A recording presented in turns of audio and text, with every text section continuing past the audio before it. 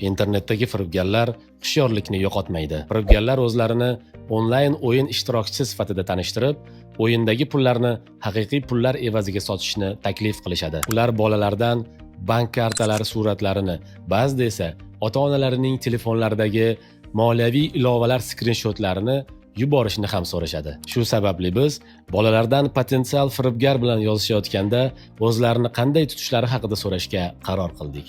Katta yoshli odamlar bolalardan qarz so'rashlari mumkinmi? Hatto tanish ko'rinsalar ham. Balkim yo'q.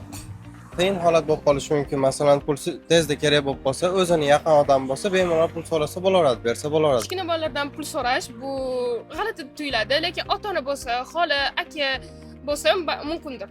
O'ylayman noto'g'ri, chunki baribir ham kattalar ko'proq ishlashadi kichkinalarga qaraganda. Boshqa o'yinchilarning onlayn o'yinlarda biror narsa sotib olish takliflarini qabul qilish to'g'rimi? Olmagan yaxshiroq. Bu odamga qarab, odam xolasigina oladi. Aldoqchilik bo'ladi. Ota-onaning hujjatlari yoki bank kartalari haqidagi shaxsiy ma'lumotlarni begonalarga aytish mumkinmi? Yo'q. Birinchidan noqonuniy foydalanish mumkin. Ikkinchidan qanaqadir sxemaga tushib qolishi mumkin. Yo'q, mumkin emas. Bu личный informatsiya, которая odamlarga tushib bo'lmaydi. Bu imущество, bu uyi, puli. O'ylayman noto'g'ri, chunki baribir ham hozir aldab ketadigan odamlar ko'p.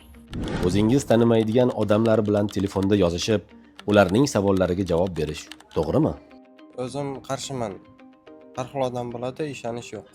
Odam xolasi zablokировать qiladi, xolasi qoldiradi.